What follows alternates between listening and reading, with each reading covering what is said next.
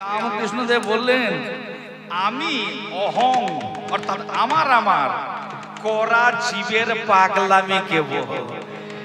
এটা হচ্ছে একটা লেজ। এখন শিক্ষিত সমাজ সবাই জানেন এমন একটা প্রাণী আছে যে প্রাণীর বাবা লেজ ঘষলে তবে সে পূর্ণাঙ্গ প্রাণী হয়। সেই প্রাণীটা কি প্রাণী বলুন তো? এই আমার দিদি ভাই বলে দিয়েছে, প্রাণীটা হচ্ছে ব্যাঙ। অর্থাৎ তার যখন লেজ থাকে সে তখন হয়ে যায় ব্যাঙাচি, আর লেজটা খসলে সে হয় ব্যাঙ।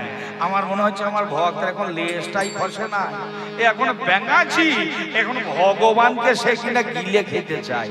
তাই আমার কবি মন বলে ওঠে, ওরে একটা ব্যাঙাচিতে গিলবে হাতি, একটা ব্যাঙাচিতে গিলবে হাতি। তোমার মতো ওই ফরিং টানিবে রেলগাড়ি। ও পাগলা রে আরে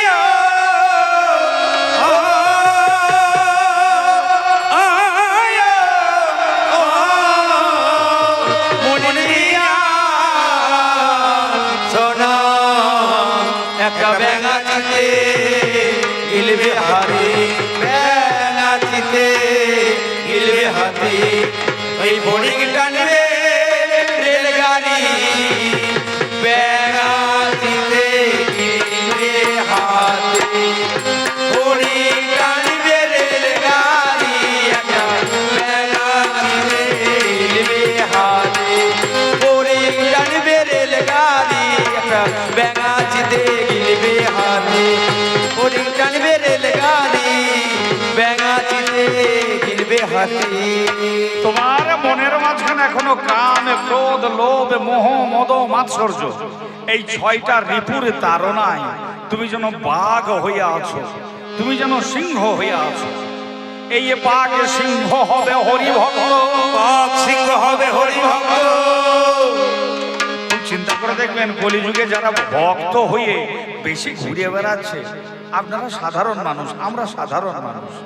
আমরা হয়তো মাছ, মাংস, ডিম, পেঁয়াজ, রসুন, আমি ভগবানের ভূমিকাতে দাঁড়িয়ে এই কথাই বলছি, সাধারণ জীব যারা, তারা কিন্তু এই সমস্ত খাদ্যগুলো হয়তো গ্রহণ করে, তারা রান্না করে খায়। আমার কথাটা বোঝার চেষ্টা করবেন, তারা হয়তো রান্না করে মাছ, মাংস, ডিম এসব খাচ্ছে। আর কলিযুগে যারা বেশি ভক্ত বেশে ঘোরাঘুরি করছে, তারা বাবা হৃষ্টতা মার্জনা করবেন আমার, তারা কাঁচা মাংস খেতে বেশি ভালোবাসে। তাই আমার কবি মন বলে, বাঘ সিংহ হবে হরিভক্ত, সিংহ হবে হরিভক্ত। মহানন্দে যাবে ব্রজপুরী, মহানন্দে যাবে ব্রজপুরী গো, নন্দে যাবে ব্রজপুরী। ব্যাঙাচিতে গিলবে হাতি, ফরিং টানবে রেলগাড়ি, একটা ব্যাঙাচিতে গিলবে হাতি। ফরিং টানবে রেলগাড়ি, একটা ব্যাঙাচিতে গিলবে হাতি। ফরিং টানবে রেলগাড়ি, একটা ব্যাঙাচিতে গিলবে হাতি। ফরিং টানবে রেলগাড়ি, একটা ব্যাঙাচিতে গিলবে হাতি, ব্যাঙাচিতে গিলবে হাতি। ওরে ভগবান জানো হচ্ছে, যদিও তুলনা করা যায় না, বিরাট একটা ওয়াগন, আর তুমি হচ্ছ ছোট্ট একটা পিঁপড়ে। এ যেন ওয়াগনে ভেঙে পিঁপড়ে বসতাম, রেল দপ্তর করিবে হাইরা। ওয়াগন ভেঙে পিঁপড়ে বসতাম, রেল দপ্তর করবে হাইরা। চামচিকেতে কামান ধরে, চামচিকেতে কামান ধরে, যেন চামচিকেতে কামান ধরে, চামচিকেতে কামান ধরে। বুঝি সীমান্তে হবে প্রহরী, হরি হরি হরি হরি ভক্ত করতে হবে প্রহরী। ব্যাঙাচিতে গিলবে হাতি, ফরিং টানবে রেলগাড়ি, একটা ব্যাঙাচিতে গিলবে হাতি। ফরিং টানবে রেলগাড়ি, ব্যাঙাচিতে গিলবে হাতি। শুধু তাই নয়, বাস্তব জগতের প্রমাণ।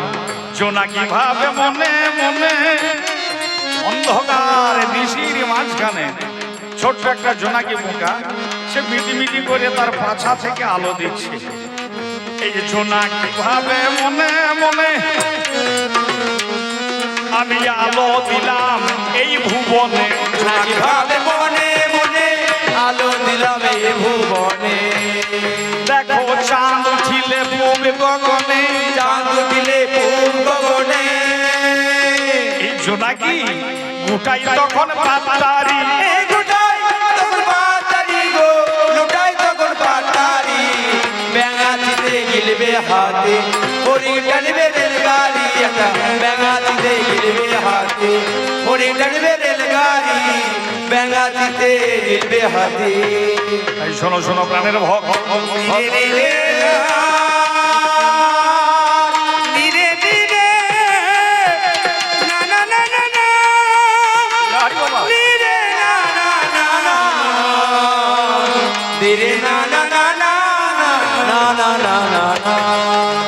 তুমি ভক্ত হয়েছ তবু তোমার জোনাকির ন্যায় আচরণ। তুমি ভাবছো ভগবান কি করেছে করেছে যত ভক্তগণ। ওরে ভক্তের জোনাকির মতন গর্ব, তাদের অহংকার এখনো আছে। ব্যাঙাচির মতন ভাব ধারা তাদের ভগবানকে কি গিলিয়া ফেলেছে। ওরে আমার প্রাণের ভক্ত, আমি তোমার কাছে কই ভগবান ভক্ত বৎসল সদা সর্বদাই। এই যে জোনাকির মতন ভাবে ধারা, আমি 4 যুগের 4টে কথা বলবো। সত্য যুগের এক ভক্তের ছিল সত্যব্রত নামে মহামুনি, যার নামে সত্য যুগের নামকরণ হলো। সেই সত্যব্রত মহামুনি মহামনু, একদিকে মুনি আবার তিনি হচ্ছেন মনু। এই সত্যব্রত মহামুনি একদিন ভাবছে মনে মন, আমার যুগে স্বয়ং ব্রহ্মা যখন যুগের করেছে নামকরণ, সমগ্র জীব জগৎকে আমি করব অভয় দান। কেননা আমার নামেই এই যুগের হয়েছে নামকরণ। এই ভাবিয়া সত্যব্রত কিবা গর্ব করল মহাভক্ত, তথাপি মনের মাঝে অহংকার রূপ তার লেজে গজাইল। সমগ্র মানব সমাজে সে দান ধ্যানে করে যায়। দান ধ্যানে করে কি কারো কোনোদিন মন পাওয়া যায়? আমাদের পুরাণ থেকে এই শিক্ষা নিতে হয়, সনাতন ধর্মশাস্ত্র থেকে এই শিক্ষা নিতে হয়। আমাদের বর্তমানে এখন শুধু দান ধ্যান পর্ব চলছে, এর বেশি আমি এগিয়ে যাব না। এই সত্যব্রত মহামুনি দান ধ্যান কর্ম করে একদিন গিয়েছে জানি ওই নদীর কিনারে। নদীর কিনারে গিয়ে করিতেছে পিতৃতর্পণ। সর্বপ্রথমে করিল সে ভগবানের উদ্দেশ্যে তর্পণ। ভগবানের উদ্দেশ্যে তর্পণ করে পিতা এবং মাতার উদ্দেশ্যে তর্পণ করতে যাই। এমন সময় সত্যব্রত শুনিবারে পাই, রাজন আমাকে বাঁচাও। কে? আমি প্রত্যেকটা জীবকে দান করে এলাম, সকলকে অভয় দান করে এলাম, অথচ এই মুহূর্তে কে আমাকে বাঁচাও বাঁচাও বলে? রাজা মশাই চারিদিকে তখন নিরীক্ষণ করিল, কোথাও কিন্তু কাহাকেও সে দেখিতে না পেল। এমন সময় অঞ্জলির দিকে পড়িল নয়ন, হাতে অঞ্জলি করে জল নিয়ে আসে। এই অঞ্জলির দিকে যখন পড়িল নয়ন, দেখিতেছে ছোট্ট একটা পুঁটি মাছ বলিতেছে বাঁচাও মম জীবন। দেখি সত্য যুগে সবাই কথা বলতে পারত, এখন সবাই কথা বলে, কিন্তু তিনি মহা মুনি মহা মনু, প্রত্যেকটা জীবের ভাষা তিনি বুঝতে পারেন। একই রে পুঁটি মাছ, তুই বাঁচাও বাঁচাও বলছিস কেন? রাজামশাই, এই বিরাট এই সমুদ্রের মাঝখানে, এই জলাশয়ের মাঝখানে যদি বড় মাছ আমায় গিলে খেয়ে ফেলে নেয়, তাহলে আপনি যে সকলকে অভয় দিয়েছেন, আমাকে তো কই অভয় দেন নাই, আপনি আমার প্রাণ রক্ষা করুন। রাজামশাই মনে মনে ভাবিতে লাগিল, সত্যিই তো ভগবানের বিশাল রাজ্য, এই রাজ্যে এ ওই একটা ক্ষুদ্র প্রাণী হলো, কোনো ভয় নাই, আমি তোমাকে অভয় দিচ্ছি। এই বলিয়া রাজা মশাই গৃহে ফিরে যায়। গৃহের মাঝে গিয়ে রাখল ছোট্ট একটা চৌবাচ্চা, একটা বড় একটা চৌবাচ্চার মাঝখানে মাছটাকে রেখেছে।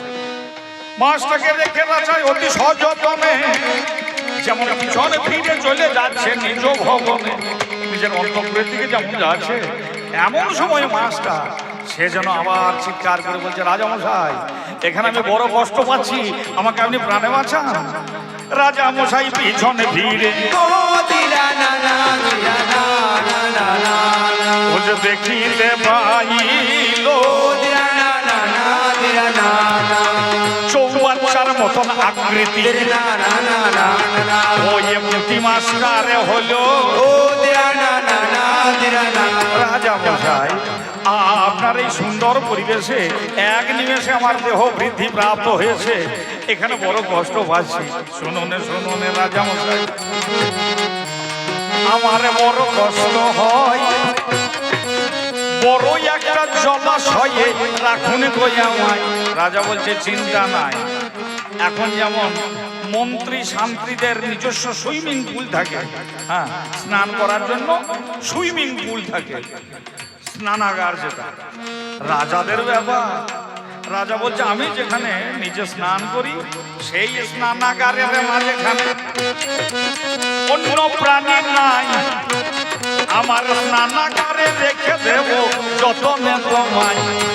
এই বলিয়া রাজা মশাই কিছু পারিষদের সঙ্গে নিল, ওই চৌবাচ্চাটাকে ধরে নিয়ে গিয়ে সুইমিং পুলে ঢাইল, মানে স্নানাগারে ঢেলে দিল। অতঃপরে রাজা মশাই যখন পিছনে ফিরে যায় যেন চিৎকার করে বলিতেছে, মৎস্য মহাশয় মহাশয় এখানেও বড় কষ্ট পাচ্ছি। তার সুইমিং পুল মানে বিরাট ওই স্নানাগারের মতো আকৃতি হয়েছে। সঙ্গে সঙ্গে রাজা মশাই বুঝিতে পেরেছে এ তো সামান্য পুঁটি মাছ নয়, অন্য কোন জন হলে স্বরূপে দেখাবো। এখন করজোরে রাজা মশাই যখন দাঁড়াইল, সেই পুঁটি মাছ সঙ্গে সঙ্গে স্বরূপ দেখাইল। শঙ্খ চক্র গদা পদ্ম রূপ ধারণ করে মাছের পেট থেকে স্বয়ং প্রভু যেন প্রকাশ পেল। রাজাকে বলছে, রাজা তোমার অহংকারের লেজ গজিয়েছিল, তুমি ব্যাঙাচির মতন আচরণ করে এই ভগবানের মহিমা প্রকাশ করতে চাও। দেখো তোমারই কারণে সত্যযুগে মহাপ্রলয় নেমে আসবে, আমি তখন হব মৎস্য অবতার। প্রলয় পয়ধি জলে ধৃতবান শিবেদম বিহিতম বহিত্রম চরিত্রম খেদম কেশব ধৃত মীন শরীর জয় জগদীশ। স্বয়ং ভগবান ভক্তের এই লেজুর খসানোর জন্য সেদিন মৎস্য অবতারের রূপ ধরিল। সবাই প্রেমানন্দে হরি হরি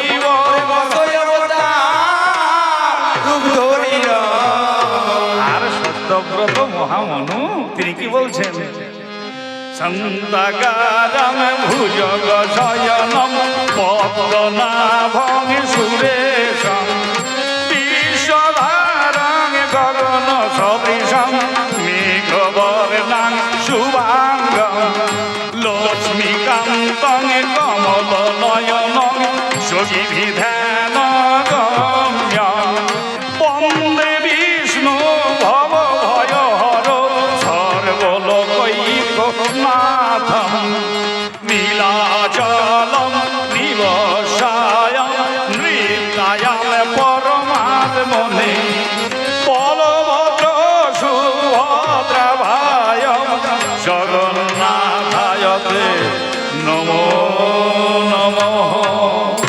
শুধুই ভক্ত মণ্ডলী, যিনি ভক্তদের ত্রাণ করার জন্য, ওরে ভক্ত তিনি কি হলেন, অভিজ্ঞানে সাধারণত এগুলি প্রকাশিত হয় না, তথাপি আজ আপনাদের এখানে সমাজদার শ্রোতা আছে।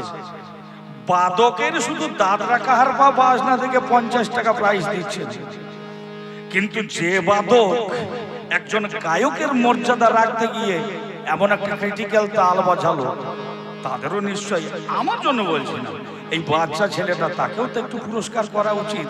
আবার নতুন তাল শুনো, কবি গানে শুধু দাদরা কারভা নয়, ভক্তদের জন্য ভগবান কি হয়েছে দেখো। মিনকুর মরা হইয়া দিল্লি সিংহ বাহন অবতার, মিনকুরে মরা হইয়া দিল্লি সিংহ বাহন অবতার, মিনকুর মরা হইয়া দিল্লি সিংহ বাহন অবতার, মিনকুরে মরা হইয়া দিল্লি সিংহ বাহন অবতার, ভক্তের মান রক্ষা করে যুগে যুগে শ্যাম নটবর, ভক্তর মনে রক্ষা করে যুগে যুগে সব নটবর, ভক্তের মান রাখিতে, ভক্তের মান রাখিতে, যত ভক্তদের মান রাখিতে, ভক্তদের মান রাখিতে, আমি যুগে যুগে আসি ধরাতে, ভক্তের মান রাখিতে, আমি যুগে যুগে আসি ধরাতে, ভক্তের মান রাখিতে, হরি হরি হরি ধরে ভক্তের মান রাখিতে, হরি হরি হরি বল, ভক্তের মান রাখিতে। ওরে ভক্ত, এবার কবি গান দেখ দেখ, ভগবান বিশ্বপিতা আমি হরি সেই বিধাতা, ভগবান বিশ্বপিতায় আমি হরি সেই বিধাতা, ভগবান বিশ্বপিতায় আমি হরি সেই বিধাতা, ভগবান বিশ্বপিতায় আমি হরি সেই বিধাতা, ভগবান বিশ্বপিতায় আমি হরি সেই বিধাতা, ভগবান বিশ্বপিতায় আমি হরি সেই বিধাতা, ভগবান বিশ্বপিতা। ওরে ভক্তাধীন গোবিন্দ আমি, এ ভক্তা বিন্দ হিন্দু আমি,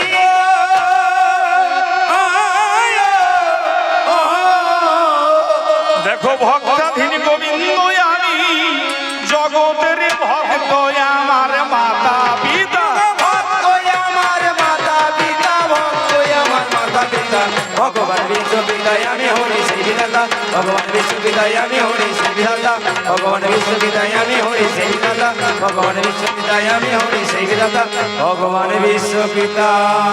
ভক্ত যে কর্ম করিবারে নারে, আজ ভগবান অবহেলে করে এই না চরাচর, দেখো রাখিতে ভক্তের মান, ধীরে ধীরে না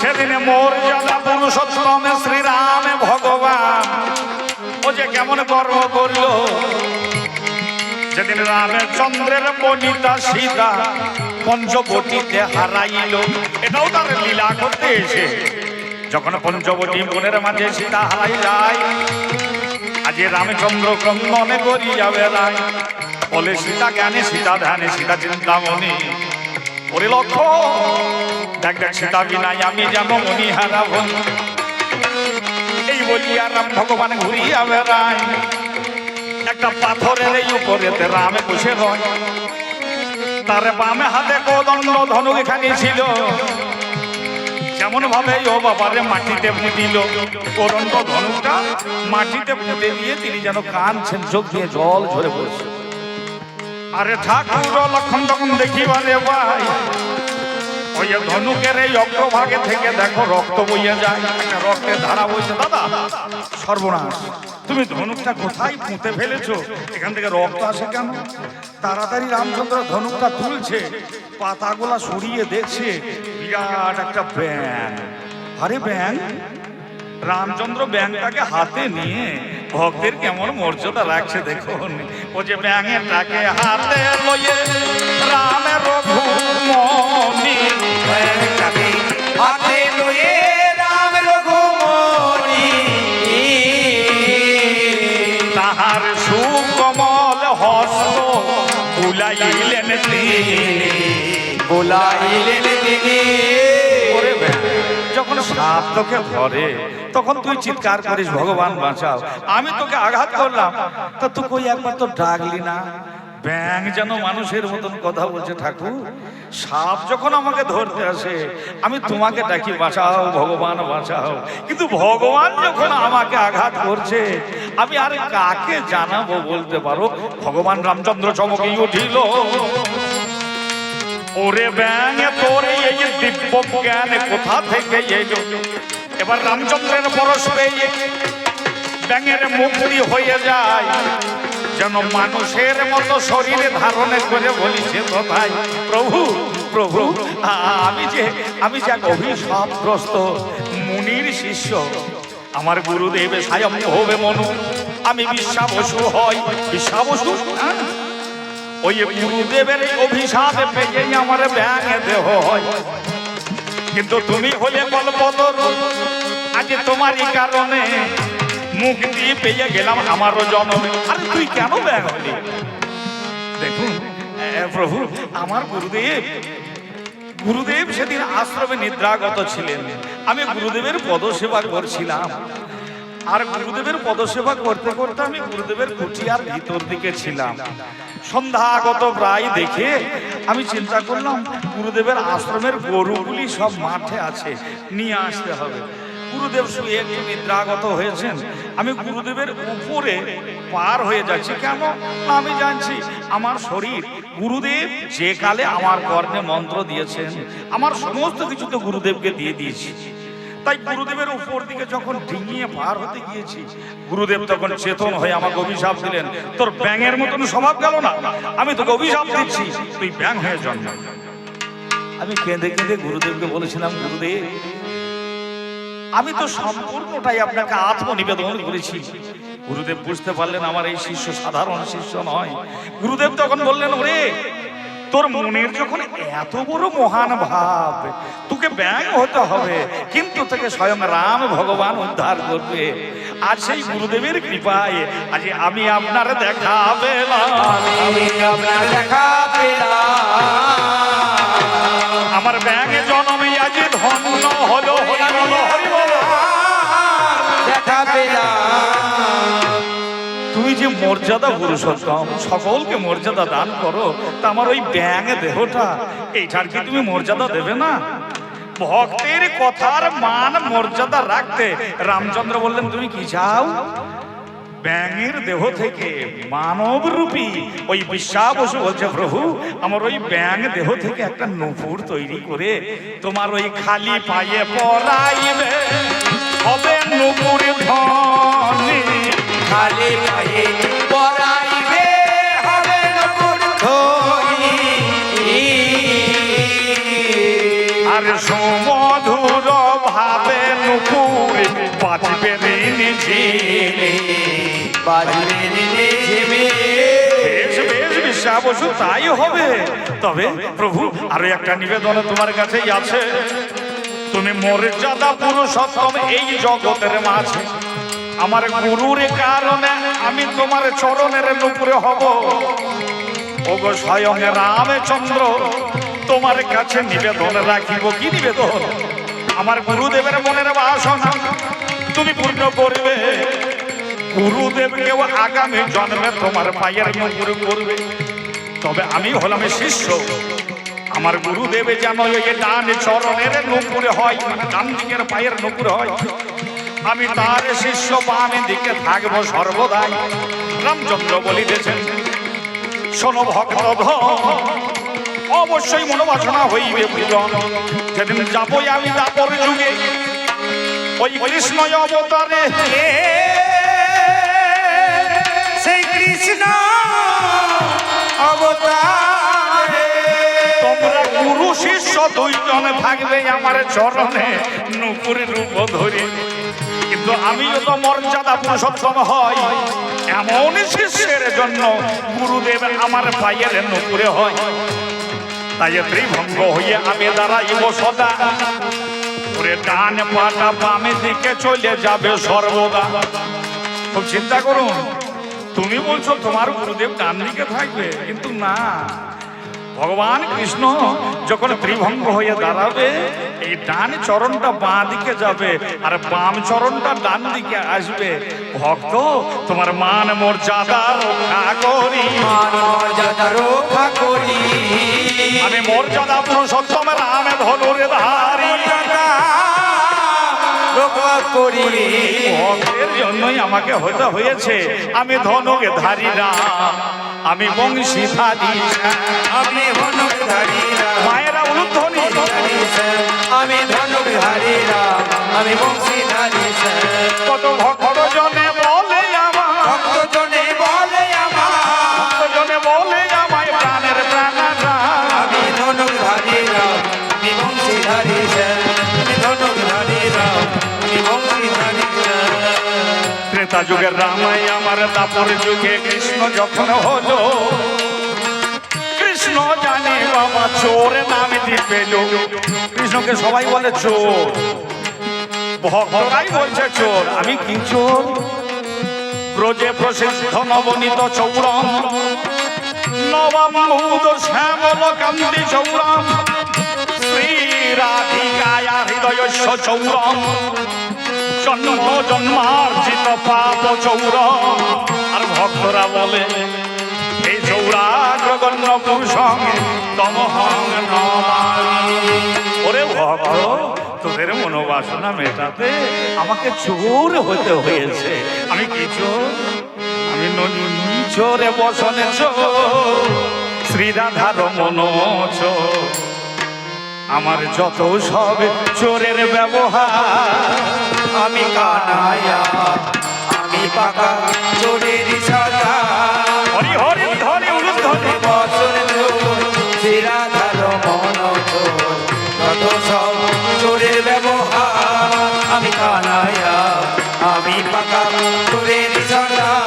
ওরে ভক্ত, তোদের ভুলের খেসারত দিতে গিয়ে মনে পড়ে না, আমি যখন মনে যাচ্ছিলাম রাম হয়ে, আমার কৈকেয়ী মাতা কৌশল্যা মাঝে দুধের বাটি দিয়েছিল, সেই দুধের বাটিটা ফেলে দিল।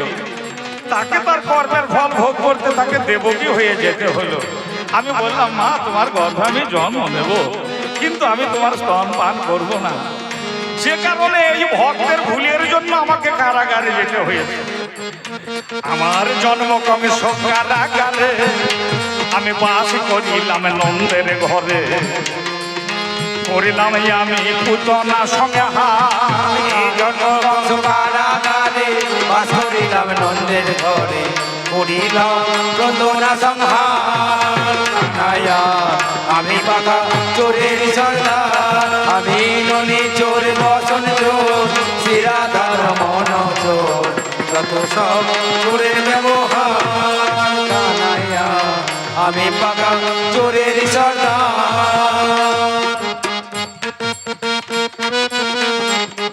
আমার এক স্নেহময়ী জননী, যেন মনে হচ্ছে আমার যশোদা জননী, এই গোপাল নীলমণিকে তার এই বিভিন্ন রকমের বাজনা শুনে একেবারে 50 টাকা দান করেছেন।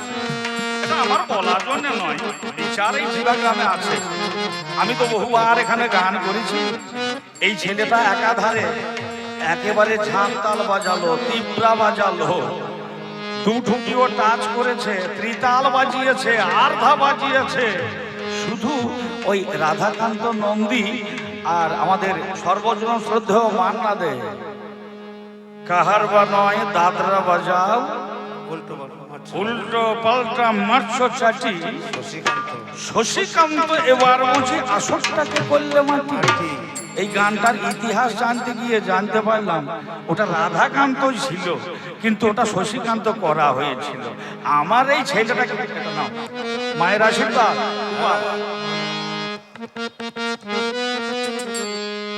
এই ছেলেটা কিন্তু এখনো পর্যন্ত উল্টো পাল্টা চাটি বানরা, উল্টো পাল্টা চাটি মারলে আমার কাছে যে চাটি খাবে। হ্যাঁ, তবে আমার যশোদা জননী তিনি যেন নীলমণিকে নবনী খাওয়াতে এলেন। এটা হচ্ছে বাৎসল্য ভক্তের মনোবাসনা পূরণ করাতে। সেদিন গোপাল কি করেছে জানেন? একদিন যশোদার জননী কোলে লয়ে নীলমণি সাজাতে লাগিল যতনে। ও গো সাজাতে লাগিল যতনে গো, সাজাতে লাগিল যতনে। গোপালকে আবরণ আভরণে সাজাইয়ে হাতে লইয়া নবনী মাতা নন্দরানী, লইয়া নবনী মাতা নন্দরানী, লইয়া নবনী মাতা নন্দরানী, লইয়া নবনী মাতা নন্দরানী। দিতে চাই গোপাল বদনে। ও গো দিতে যাও বদনে, দিতে চাই গোপালের বদনে। গোপাল তো স্বয়ং ভগবান, তিনি মনে মনে ভাবছেন মাকে আমি খেলা দেখাবো, মাকে আমি খেলা দেখাবো, আজ মাকে আমি আমার লীলা দেখাবো। মাকে আমি লীলা দেখাবো।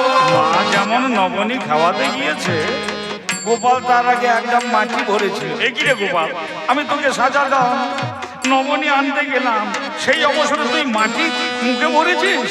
এই বলি আমারাই আমার কি কর্ম করিল। যেমন বাবা এই চিবুক দুটি একটু চাপ দিয়ে দিল, ননির বাটিতে নামিয়ে ননি খাওয়াতে গিয়ে দেখছে কি মাটি ভরা।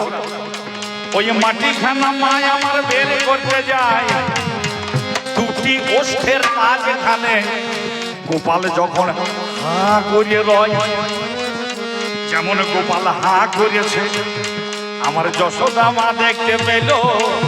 ভক্তকে দেখানোর জন্য ভগবান কি করছে দেখুন। ভক্ত যদি এক পায়ে গিয়ে আসে, আগে বলেছি ভগবান 10 পায়ে গিয়ে যায়।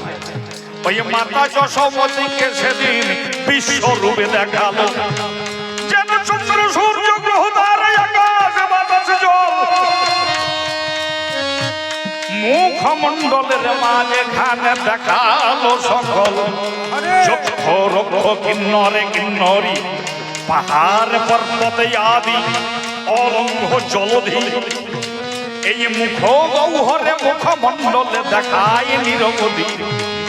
ভক্তকে কৃপা ভগবান করতে চাই, তথাপি পাপে শল্য ভক্ত বলে গোপালকে বুঝি ভূতে। আমার গোপালকে কি ভূতে পেল নাকি? আমার গোপালের ভিতরে এত দৈত্য দানব এ কোথা থেকে এলো? কোথা থেকে এলো?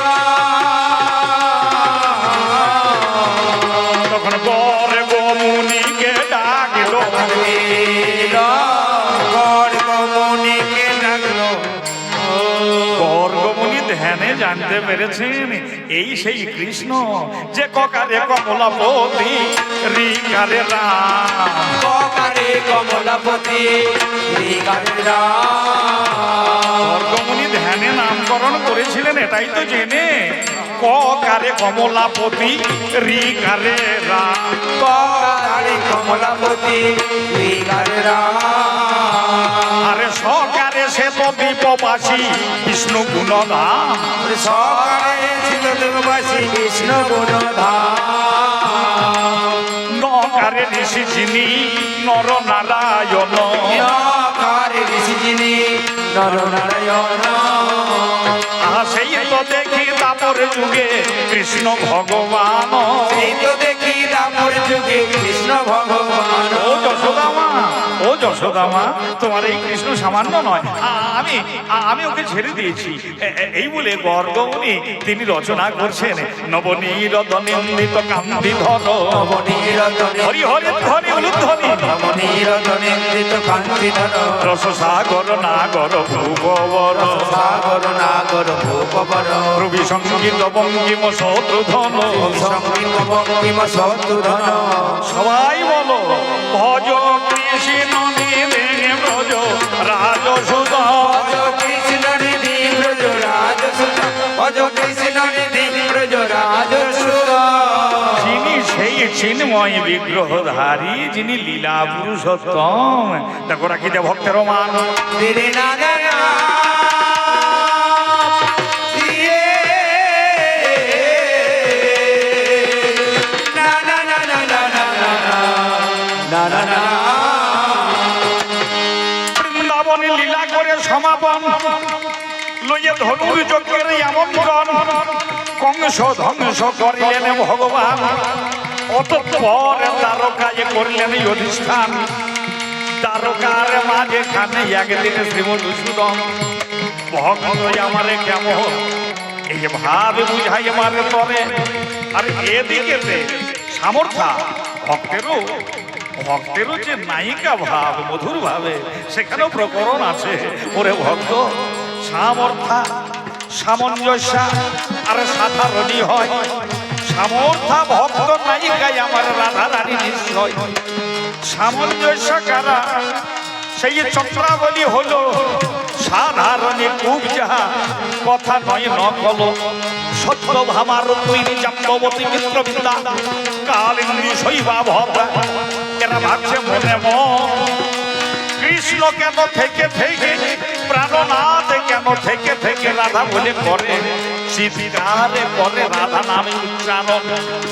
এই ভাবি আর রুক্মিণী সত্য ভামা একদিন কাছেতে দাঁড়ায়। এদিকেতে ফাল্গুন মাস, আকাশেতে চাঁদ বাবা উদিত হয়। কৃষ্ণ অলিন্দে হাত দিয়ে দাঁড়িয়ে আছে, আর যত পাট রানীগণ পাশে দাঁড়িয়ে আছে। কৃষ্ণ সেই চাঁদ দেখছে দ্বারকায় দাঁড়িয়ে, আর চোখ দিয়ে টপ টপ করে জল যেন ঝরে পড়লেই হয়। রুক্মিণী সত্যভামা কাছে গিয়ে বলছে, প্রাণনাথ তুমি এইভাবে এই চাঁদ দেখে কাঁদছো মনে হচ্ছে। কৃষ্ণ মুচকি হেসে বলছে, দেখো আমাকে সবাই বলে নাকি আমি ভগবান, কিন্তু ভক্তের সত্ত্বেও কাঁদে আমার প্রাণ। জানো রুক্মিণী, জানো সত্যভামা, হ্যাঁ গো দেখো চাঁদ উঠেছে এই ফাগুনে হোলির দিনে। আমি যদি থাকি বৃন্দাবনে, এই ফাগুনে হোলির দিনে যদি থাকিতাম বৃন্দাবনে। এই ফাগুনে হোলির দিনে যদি থাকিতাম বৃন্দাবনে। প্রাণনাথ প্রাণনাথ, জানো রুক্মিণী সেই প্রজাগণে উল্লসিত মনে, প্রজাগণে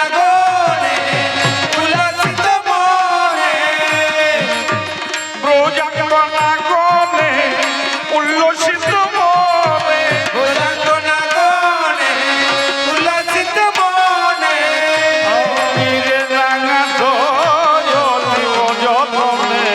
এই ফাগুন উলুধ্বনি উলুধ্বনি হয় না। হোলির দিনে যদি থাকিতাম বৃন্দাবনে। এই ফাগুনে হোলির দিনে যদি থাকিতাম বৃন্দাবনে। সহায়া গুরু বা শিষ্যা, ভূজিষ্যা বান্ধবা স্ত্রিয়া, সত্যঙ্গে পদামে উদ্ধবা, কোপাঙ্গে কিংমে ভবন্তিন। এমন সময় উদ্ধব এসেছে, মহাজ্ঞানী ভক্ত, কিন্তু জ্ঞান কাণ্ড কর্মকাণ্ড সকলই বিষের ভাণ্ড। জীবনটাকে করে দেয় লন্ড ভণ্ড। আমি তোমার কাছে কই, উদ্ধব বলে তুমি কৃষ্ণ, তুমি ব্রহ্মময়। তোমার চোখের জল আমি করিব ধারণ। বলো বলো যোগ কৃষ্ণ কেন করো ক্রন্দন। কৃষ্ণ যখন বলছে কেন কাঁদি জানো উদ্ধব বাবা, সেই রাধার জন্যে। সহায়া গুরু বা শিষ্যা ভূজিষ্যা বান্ধবা স্ত্রিয়া, সত্যঙ্গে পদাবিতে উদ্ধবা, গোপাঙ্গে কিমে ভবন্তি ন। গোপীরাই আমার সহায়, ভক্তরাই আমার ভোজন সামগ্রী, ভক্তরাই আমার গুরু। ভক্তরা যে আমার কাছে কি আমি মুখে বলতে পারি না উদ্ধব দাদা। মহাজ্ঞানী উদ্ধবের মনে অহংকারে আসিল, বলছে জ্ঞানীর দ্বারা পাওয়া যায় ব্রহ্ম অবিচল। অবশ্যই যাও দাদা তুমি মধুর বৃন্দাবনে, ভক্ত আমার কেমন আছে দেখে এসো নয়নে। কৃষ্ণের আদেশ মতোই উদ্ধব যেদিন বৃন্দাবনে যায়, উদ্ধবের পায়ের নূপুর ঝুনু বেজে যায়। ভক্তদের মর্যাদা প্রকাশ করার তরে কৃষ্ণ সেদিন উদ্ধবকে পাঠাই ওই না ব্রজপুরে। সুখে সারি গাছের ডালে বসিয়াছিল, সারি তখন সুখ পাখিকে বলিতে লাগিল, ওগো সুখ আজ বহুদিন পরে জগন্নাথ কৃষ্ণের পাব দর্শন। ওই দেখো নূপুর ধ্বনি উঠিছে এখন। চোখ মুদিত করিয়া সারি সুখকে তখন কয়, নূপুর ধ্বনি হচ্ছে বটে কিন্তু কৃষ্ণের পায়ের নয়। উদ্ধব চমকে উঠেছে, এরা ভাবছে শুনছে নূপুর ধ্বনি কিন্তু কৃষ্ণের পায়ের নয়। কেমন করে জানলো? কৃষ্ণ ভক্ত না হলে তো জানতে পারে না। আরো একটু অগ্রসর যেমনই হয়েছে, যত সখাগণকে উদ্ধবে জানি নয়নে দেখেছে। যত সখাগণকে দেখেছে শ্রীরাম কি করছে না, ভক্তদের মর্যাদা একজন অহংকারী জ্ঞানী ভক্তের কাছে প্রমাণ করার জন্য কৃষ্ণ উদ্ধবকে পাঠিয়েছে।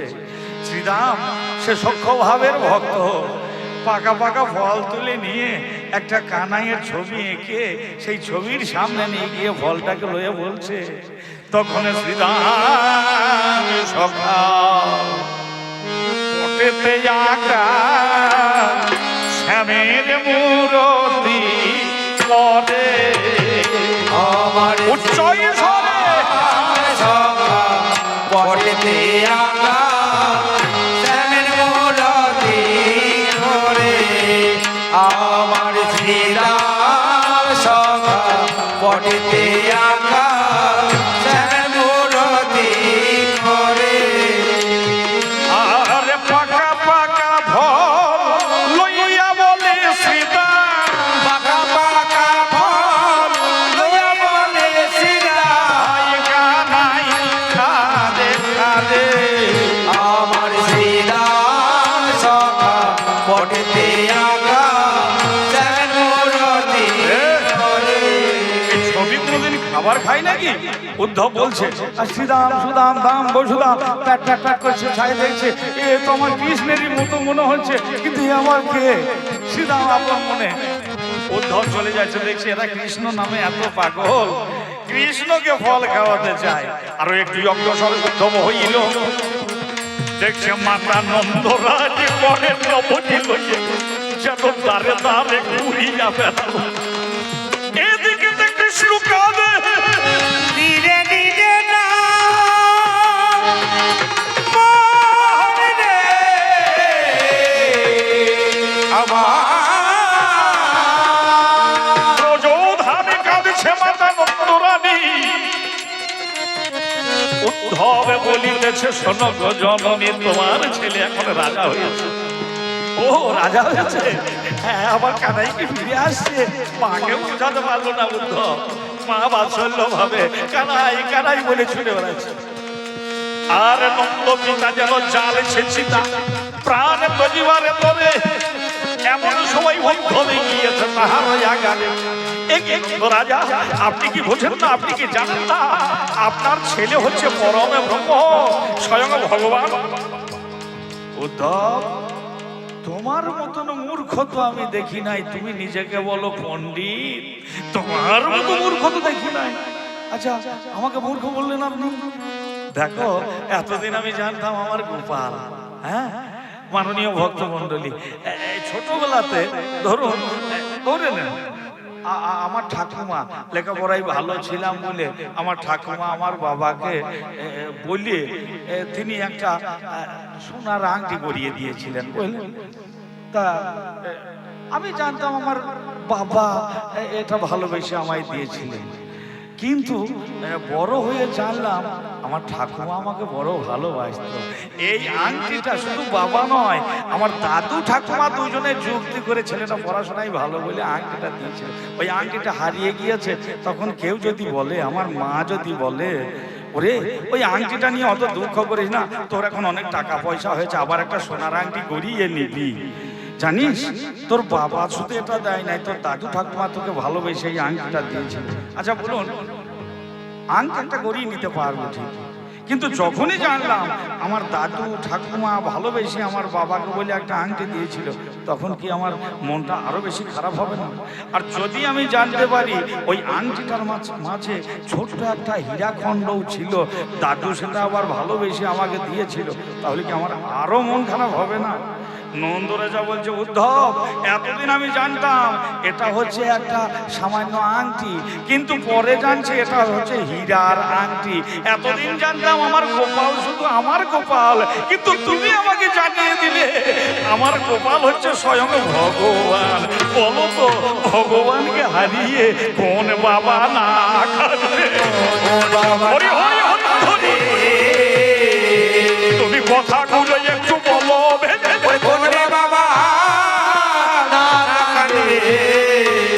ভক্ত ভগবান ভক্ত বৎসল, ভক্তের মহিমা প্রকাশ করার জন্য অহংকারী জ্ঞানী উদ্ধবকে আমি পাঠিয়েছি। ভগবানের লীলা বুঝে গিয়ে তথাপি দাপর যুগ শেষ করতে হবে, আমাকে কলিযুগে আসতে হবে। যুগে যুগে ভগবান ভক্তের ডাকে এসেছেন, ভক্তের কাছে তিনি হেসেছেন, ভক্তের কাছে তিনি খেয়েছেন, ভক্তের কাছে তিনি নেচেছেন। তাই তো মীরাবাই লিখেছেন, অচ্যুতম কেশবম কৃষ্ণ দামোদর, অচ্যুতম হরি হরি হরি হরি কৃষ্ণ দামোদর, অচ্যুতম কেশবম কৃষ্ণ দামোদর, অচ্যুতম কেশবম কৃষ্ণ দামোদর, রাম নারায়ণম জানকী বল্লভ, অচ্যুতম কেশবম দামোদরম, রাম নারায়ণম জানকী বল্লভ। কে বলেছে? গানটা বড় গান তো। কে বলেছে ভগবান খায় না? সেই পরাশরী মায়ের কাছে কলার চোখা খেয়েছিল। কে বলেছে ভগবান ঘুমায় না? যশোদা মায়ের কোলে ঘুমায় যেত। কে বলেছে ভগবান নাচে না? গোপীদের সাথে ভগবান নেচেছিল।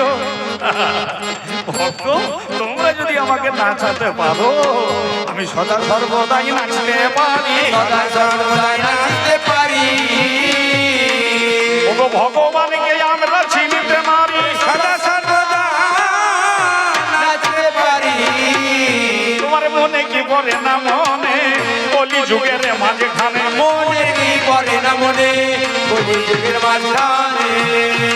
আর মনে কি পড়ে না মনে কলি যুগের মাঝখানে? মনে কি পড়ে না মনে কলি যুগের মাঝখানে?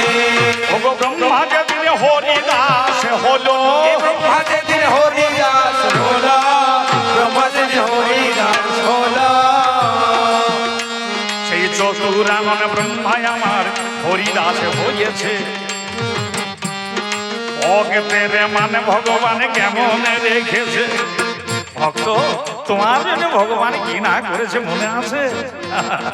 এই হরিদাস ঠাকুর স্বয়ং মহাপ্রভুর থেকে প্রায় 32-33 বছরের বড়, যতটুকু হিসাব করে পাওয়া যায়। হরিদাসে ঠাকুরই আমার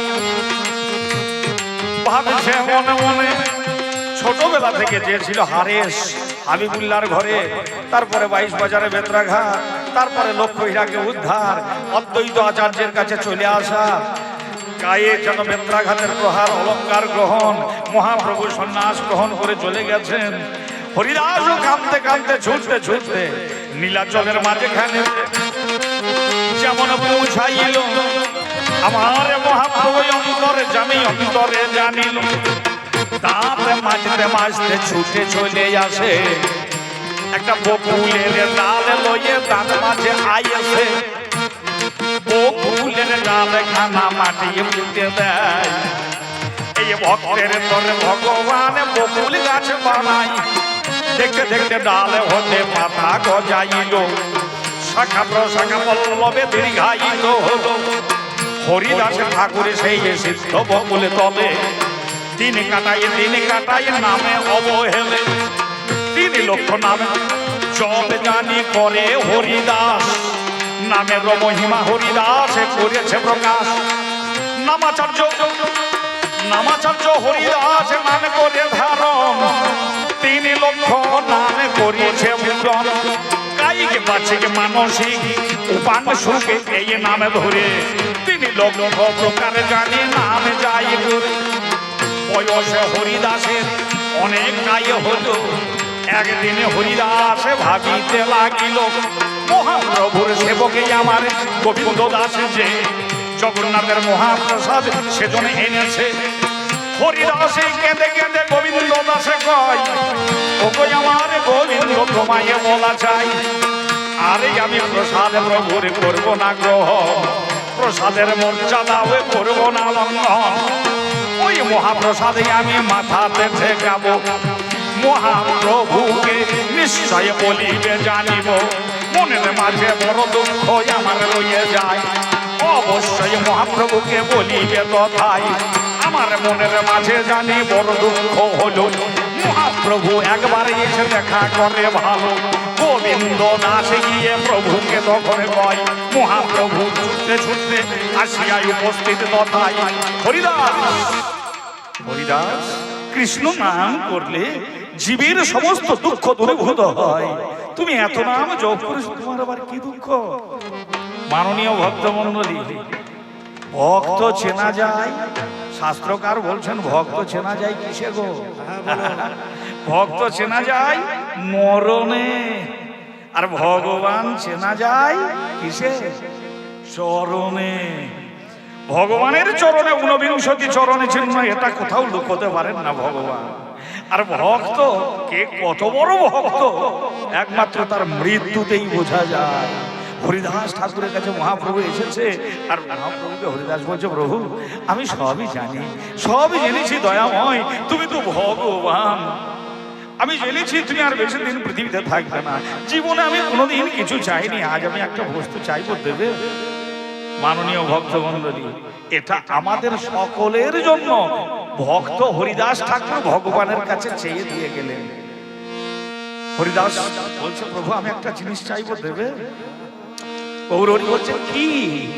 হরিদাস বলছে, প্রভু আমার এইটাই মনের ইচ্ছা, এটা যেন আমাদের সকলের মনের ইচ্ছা হয়। হে ভক্তমণ্ডলী, প্রভু আমি সেই যখন নিদান দিনে চলে যাব, সেদিন আমি হৃদয়ে ধরিব তোমার রাতুল চরণ, হৃদয়ে ধরিব তোমার রাতুল চরণ, আর নয়নে হেরিব তোমার ও চাঁদ বদন, নয়নে হেরিব তোমার ও চাঁদ বদন, আর জিহ্বায় উচ্চারিব প্রভু তোমার নাম, জিহ্বায় উচ্চারিব প্রভু তোমার নাম, যেন এই মতো ত্যাগ করি আমার পরা, এই মতো ত্যাগ করি আমার পরা।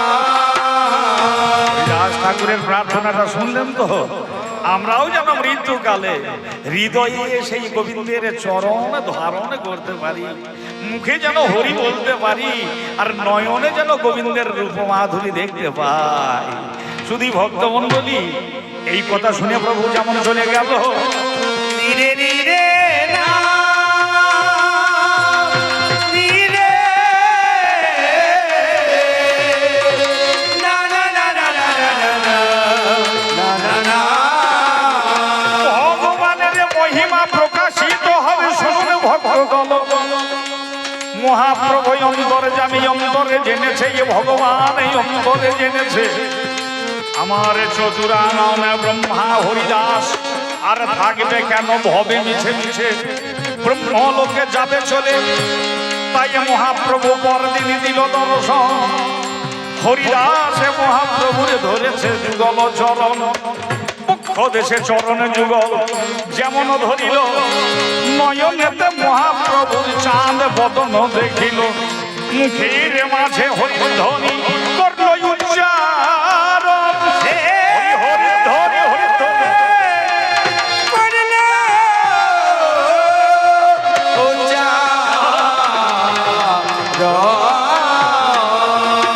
ধীরে ধীরে দেহ হতে প্রাণ যেন হলো নিষ্ক্রমণ, হরিদাসের দেহ হতে প্রাণ বাহিরে হলো।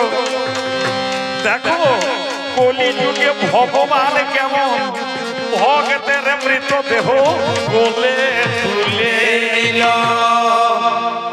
ভগবানের ভাব কেমন দেখুন, ভগবান আর তুমি বলছো ভগবান তিনি ভক্তবৎসল হতে পারলেন না। ভগবান ভক্তকে কলিযুগের প্রমাণে হরিদাসের দেহ খানা কোলে তুলে লইয়া, হরিদাসের দেহ খানা কোলে তুলে লইয়া, ভক্ত হরিদাসের দেহ খানা মুখে তুলে লইয়া, হরিদাসের দেহ খানা বুকে তুলে লইয়া, যেন অঙ্গনে করেন ক্রন্দন হরিধ্বনি দিয়া, অঙ্গনে করে চন্দন হরিধ্বনি দিয়া, যেন কাঁদে গৌরে হরি, কাঁদের গৌরে হরি, আহা কাঁদে গৌরে হরি, কাঁদের গৌরে হরি, গো ভক্তের দেহ মুখে ধরি, কাঁদে গৌরে হরি, ভক্তের দেহ বুকে ধরি, মুখে বলে হরি হরি, দেহ বুকে ধরি, মুখে বলে হরি, ভক্তের দেহ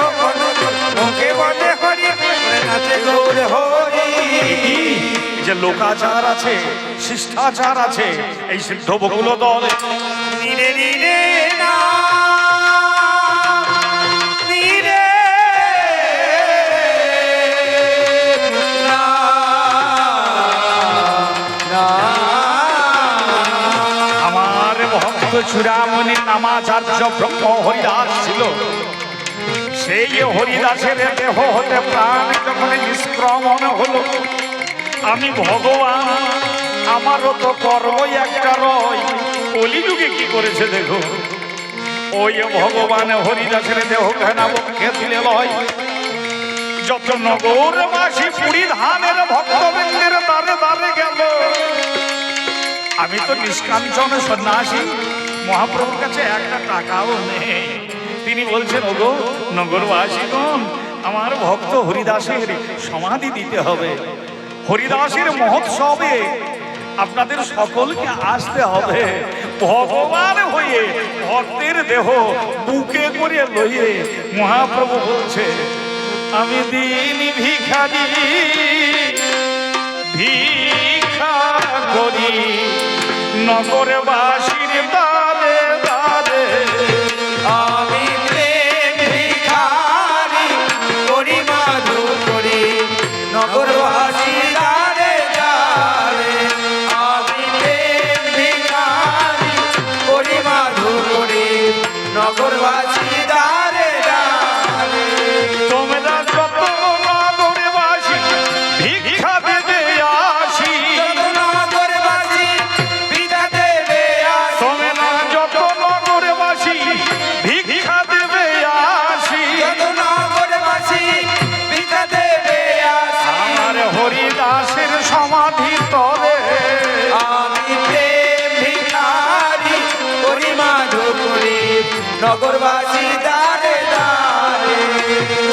ভক্ত হরিদাস দেখাইল ভক্ত কেমন হবে সকল, ভক্ত হরিয়া দেখাইল ভক্ত হবে কেমন সকল, আমার ভক্ত হরিদাস দেখাইল ভক্ত কেমন হবে সকল, ভক্ত হরিদাস দেখাইল ভক্ত কেমন হবে সকল, তিন লক্ষ না পূরণ করিল, তিন লক্ষ না পূরণ করিল, এক দিবস মাঝারে আমি প্রেম ভিখারি করি মাধু করি নগরবাসী দ্বারে দ্বারে, আমি প্রেম ভিখারি করি মাধু করি নগরবাসী দ্বারে দ্বারে।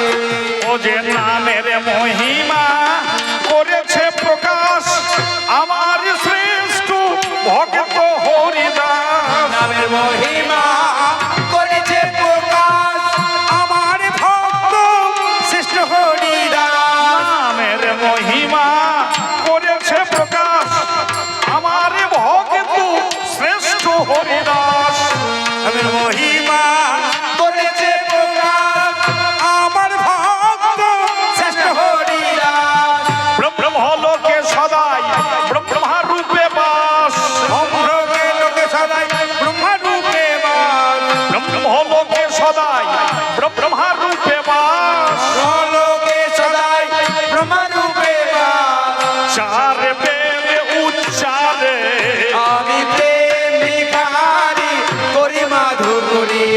নগরবাসী দারে দারে আমি প্রেম ভিখারি করি মাধুরী নগরবাসী দারে संजार जरामीद भक्ति मेघे भक्ति सिद्धांत जयामृतानि गौराब्धि रे दैरबुलाबि निर्णयी स्तंगद्ध रत्नलय दांगे प्रयाति যেমনই আমার রাই রামানন্দ যেমনই আমার সিখি মাইতি যেমন আমার স্বরূপ দামোদর যেমন আমার মাধবী লতা যেমন এই সর্বস্বামী যেমন অষ্ট কবিরাজ এরা যত যত ভক্ত রয় নামের মহিমা এরা প্রকাশ করে যায় এদের জন্য আমি কাঙালের ঠাকুর কাঙাল হয়ে এই জগতে হলাম অবতীর্ণ আমাকে ভক্তরাই বলে পতিতে পাবন শ্রীকৃষ্ণ জয়দত্ত সুধী ভক্তমণ্ডলী সেই হরিদাসের সাথে হরিদাসকে সমাধি দিয়ে ভক্ত ভগবানের যেন কলিযুগে হলো এক নিপুর মহামিলন প্রেমানন্দে হরি হরি ধ্বনি দেন যত ভক্তমণ্ডলী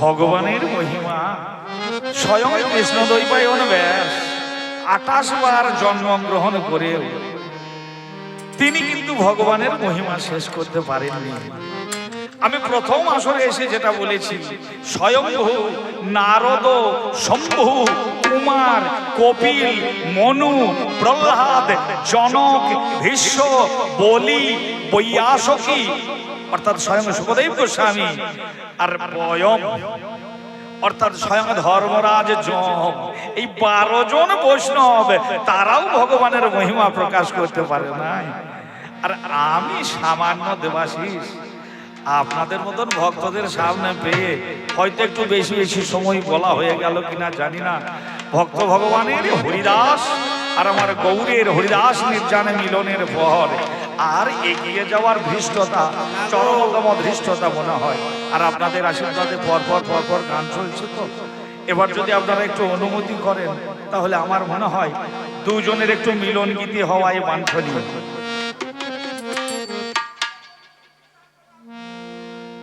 উনি আবার কিছু বলবেন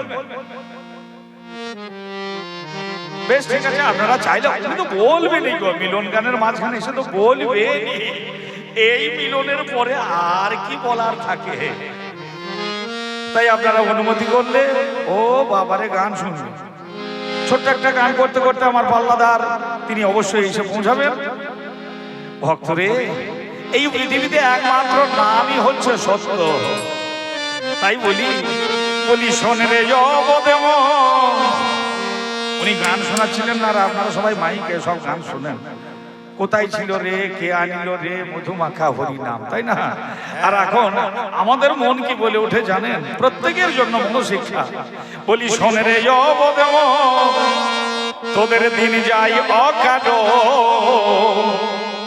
হরি নামে কর সাধনা শোনে রে অবদেম দিন যায় অকাট হরি নামে করো সাধনা শোনে রে অবদেম দিন যায় অকাট হরি নামে করো সাধনা হরি নামে হয় সত্য আর সবই অনিত্য হরি নামে হয় সত্য আর সবই অনিত্য হরি হরি হরি হরি হরি আর সবই অনিত্য তোমরা কি বুঝেও বোঝো না শোনে রে অবদেম দিন যায় অকাট হরি নামে করো সাধনা শোনে রে অবদেম দিন যায় অকাট হরি নামে করো সাধনা এই হরিনামেই যেন আমাদের সকলের মতি থাকে এই আশা রেখে এবার দুজনের মাঝখানে একটু মিলন গীতি এবারে লাগবো বলে গন্ডগোলে বলি আর থাকিলে চলবে না ওরে লাগিব